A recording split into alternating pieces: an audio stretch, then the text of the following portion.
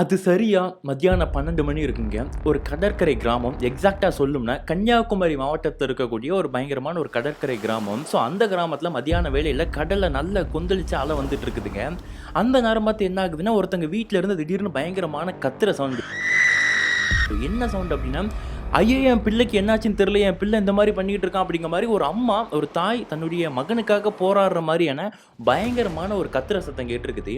இந்த சத்தத்த கேட்டு ஆக்சுவலி அக்கம் பக்கத்துல இருக்கவங்க எல்லாருமே சொந்தக்காரங்க தெரிஞ்சவங்களா தான் இருப்பாங்க. அவங்க எல்லாருமே அந்த வீட்டுக்கு முன்னாடி கூடி வந்து நிக்கிறாங்க. "ஏய் என்னாச்சு? என்னாச்சு? ஏம்மா இந்த மாரி கத்துற? பிள்ளைக்கு என்னாச்சு? பிள்ளைக்கு என்னாச்சுன்னு?" எல்லாரும் பதறி போய் வந்து நிக்க, அங்க அந்த மாதிரி கண்ணெல்லாம் கலங்கி போய் ஒரு போட்டிருக்க நைட்டியோட அப்படியே அந்த அம்மா ரோட்ல வந்து "என் பிள்ளைய காப்பாத்துங்க எப்படியாச்சும்" அப்படிங்கிற மாரி அழுதுகிட்டு இருக்காங்க. இவங்க அழுறத பார்த்து உள்ள போய் என்னாச்சுன்னு பார்த்தா பையனுக்கு வாயிலாம் நொர தள்ளி இருந்திருக்குதுங்க. சரி என்னடி ஆச்சு? என்னாச்சு பையனுக்கு? அப்படிங்கிற மாரி அக்கம் பக்கத்தினர் கேட்கும்போது, "தெரியல ஃபுல்லா தூக்க மாத்திரை ஃபுல்லா என் பையன் முழுங்கிட்டான்னு நெனைக்கிறேன். எனக்கு பயமா இருக்குது. சீக்கிரம் ஹாஸ்பிட்டலுக்கு கூட்டிட்டு போணும். வண்டி எதுவும் இல்ல. காப்பாத்துங்க ப்ளீஸ்" அப்படிங்கிற மாரி அந்த அம்மா தன் பிள்ளைய காப்பாத்துறதுக்காக ஏங்கி ஏங்கி பயங்கர என்ன முடியுமோ அந்த மாரி அவங்க எஃபோர்ட் போட்டுட்டு இருக்காங்க. அப்படி போட்டுக்கிட்டு இருக்கும்போது என்ன ஆகுதுன்னா, பிள்ளை உயிருக்கு போராடிட்டு இருக்காங்க. அதுவும் 13 வயது மதிக்கத்தக்க ஒரு பையன்.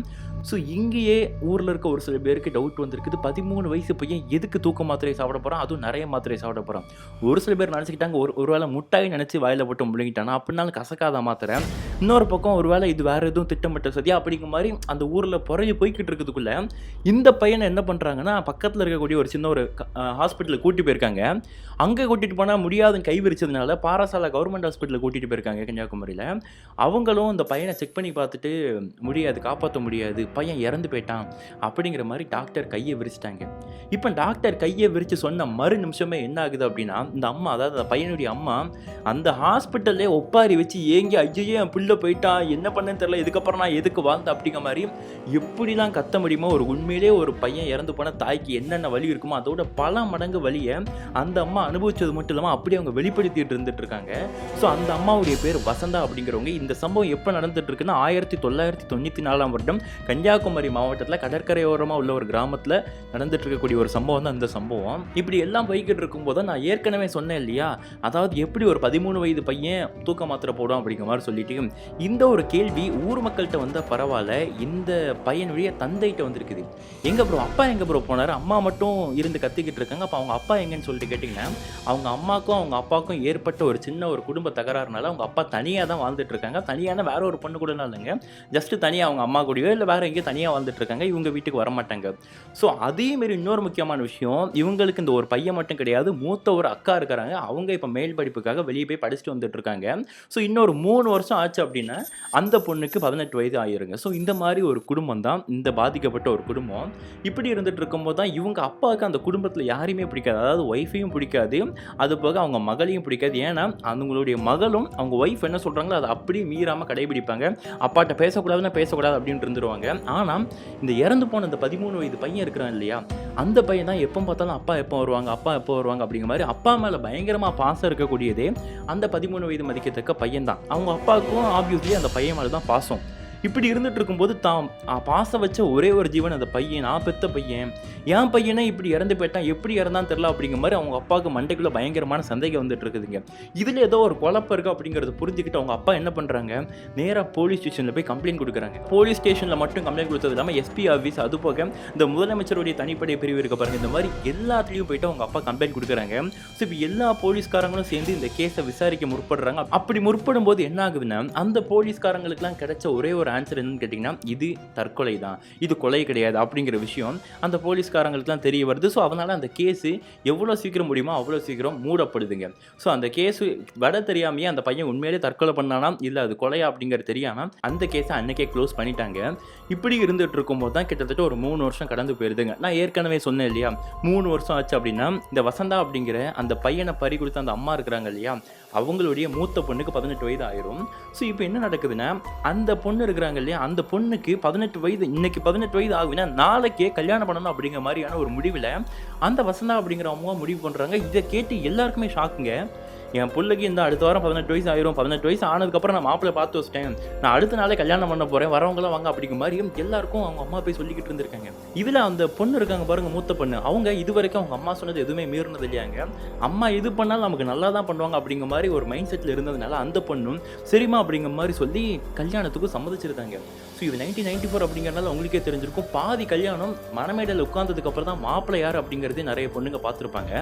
ஸோ அந்த மாதிரி தான் இந்த பொண்ணு ஒரு மைண்ட் செட்டில் ஃபிக்ஸாக இருந்துட்டு இருக்காங்க. பட் இவ்வளோ விஷயம் நடக்கிறதும் அவங்க தந்தைக்கு தெரியாமல் இருந்திருக்குது. அதாவது அந்த பொண்ணுடைய தந்தைக்கு.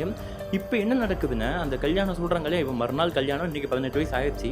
மறுநாள் என்ன நடக்குதுன்னா, ஒரு கோவிலில் கூட்டிகிட்டு போய் அந்த பொண்ணுக்கு ஒருத்தங்களை திருமணம் பண்ணி வைக்கிறாங்க. அந்த பையன் பேர் சுபன் அப்படிங்கிறவர். அவருக்கு 35 வயசு. இப்போ அந்த பொண்ணுக்கோ 18 வயசுங்க. ஸோ இப்போ இதை பார்த்ததும் அந்த கல்யாணத்துக்கு வந்தவங்களே என்ன காரியமாக பண்ணிகிட்டு இருக்கா அப்படிங்கிற மாதிரி அவங்களுக்குள்ளே பேசிக்கிறாங்க. இப்போ மணமேடையில் பொண்ணு மாப்பிள்ளை உட்கார்ந்ததுக்கப்புறம் இவங்க யாரும் பேச முடியாது இல்லையா?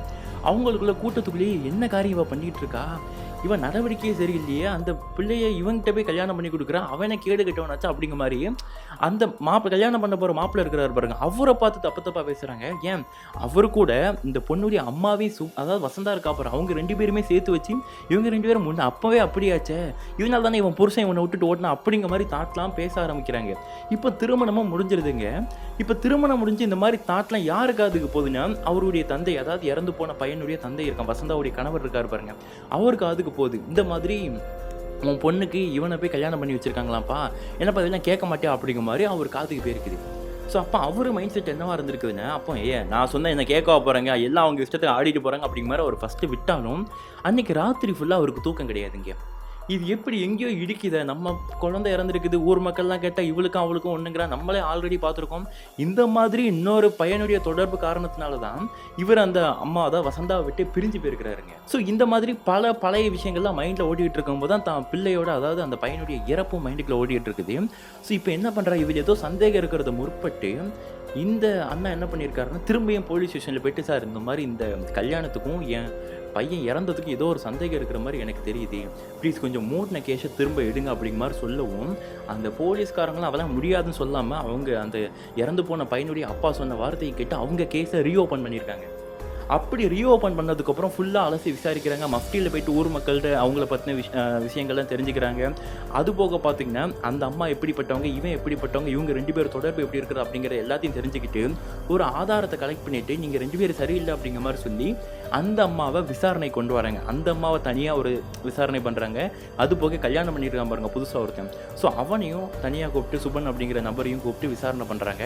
அப்படி விசாரணையெல்லாம் முடிஞ்சதுக்கப்புறம் தெரிஞ்ச விஷயம் என்ன அப்படின்னு சொல்லிட்டு கேட்டிங்கன்னா, இந்த ஊர் மக்கள் சொன்னது மட்டும் இல்லாமல் அந்த இறந்து போன பையனுடைய அப்பா நினச்ச விஷயமும் உண்மையை வெளியே வந்திருக்குதுங்க. என்னன்னா, இந்த இப்போ திருமணமான சுபனுக்கும் இப்போ இறந்து போன பையனுடைய அம்மா வசந்தா இருக்காங்க பாருங்க, இவங்க 2 பேருக்கும் ஆல்ரெடி முன்னாடி ஏதோ ஒரு தொடர்பு இருந்திருக்கு. ஸோ இந்த தொடர்பு என்னன்னா, அந்த இறந்து போன பையன் இருக்கிறான் பாருங்க, சின்ன பையன் 13 வயது பையன், அந்த பையனுக்கு தெரிஞ்சிருக்குது. இப்போ தெரிஞ்சதும் அந்த பையன் என்ன கேட்டிருக்கான் அப்படின்னா, அம்மா யாருமா இவங்க, நீங்கள் 2 பேரும் இவங்க 2 கட்டி பிடிச்சிட்டு இருந்துட்டு இருக்கீங்க அப்படிங்கிற மாதிரி அந்த பையன் யதார்த்தமாக உங்கள் அம்மா கிட்ட கேட்டிருக்கான். அப்படி கேட்டதை வச்சு என்ன பண்ணிட்டாங்க அப்படின்னு சொல்லிட்டு கேட்டீங்கன்னா, இப்போ இதே கேள்வியை இப்போ நம்ம கணவர்கிட்ட கேட்டானே என்ன ஆகுறது, மான பேர் நம்மளை அடிச்சே கொண்டுறோம் அப்படிங்கிற பயத்தில் இந்த அம்மா என்ன பண்ணியிருக்காங்க, வாய்க்குள்ளே ஃபுல்லாக தூக்க மாத்திரையை தட்டியிருக்காங்க இவங்க அம்மா. அதாவது அந்த வசந்தா அப்படிங்கிறவங்க தன்னுடைய சொந்த பையனுக்கு வாயில் தூக்க மாத்திரையை ஃபுல்லாக தட்டியிருக்காங்க. இது ஒரு பக்கம் இருந்துட்டு இருக்கு. இன்னொரு பக்கம் என்னென்னா, இப்போ போஸ்ட்மார்ட்டம் ரிப்போர்ட்லாம் திரும்ப இந்த போலீஸ் கேஸ் ரீஓப்பன் பண்ணதுனால வாங்கி பார்த்துருக்காங்க. அங்கே வாங்கி பார்த்தேன், கழுத்தில் கையை வச்சு யாரோ நெரிச்ச மாதிரி தடங்கள்லாம் இருந்திருக்குது அப்படிங்கிற மாதிரி விஷயங்கள்லாம் அந்த போஸ்ட்மார்ட்டம் ரிப்போர்ட்டில் இருந்திருக்குது. அப்போ இவங்க என்ன பண்ணியிருக்காங்க, அந்த ரிப்போர்ட்டெல்லாம் படிக்காமே அந்த பையனை எரிச்சு முடிச்சிருக்காங்க, கேஸை க்ளோஸ் பண்ணியிருக்காங்க. இப்போ திரும்ப கேஸை விசாரிக்கும் போது தான் போஸ்ட்மார்ட்டம் இப்படிலாம் இருக்குது அவங்களுக்கு தெரிய வருது. ஸோ அப்போ இதை பற்றி இது என்ன கழுத்து நெரிச்ச மாதிரிலாம் இருக்குது, யார் கொலை பண்ணியிருப்பாங்க அப்படிங்கிற மாதிரி எல்லாத்தையும் விசாரிக்கும் போது தான் அடுத்து இன்னொரு தகவல் வெளியே வருதுங்க. என்னென்னா, அதே போஸ்ட்மார்ட்டம் ரிப்போர்ட்டில் அந்த பையன் எந்த ஒரு தூக்கு மாத்திரையும் வந்துட்டு முழுங்கலை, எல்லாமே தொண்டையில் சிக்கி அது கீழே போலாங்க அடைச்சி தான் இருந்திருக்குது. அப்புறம் எப்படி பையன் செத்தான்னு கேட்கும்போது தான் இந்த அம்மா மாத்திரையை முன்னாடியே போட்டிருக்காங்க. அப்படி போட்டதும் இந்த விஷயம் தெரிஞ்ச அந்த வசந்தாவுடைய இன்னொருத்தர் இருக்கார் பாருங்க, அதாவது சுபன் அப்படிங்கிற இப்போ கல்யாணமானவர் கள்ள தொடர்பு, அந்த நபர் வந்துட்டு அந்த பையன் கழுத்தை நெரிச்சே கொலை பண்ணியிருக்கிறாருங்க.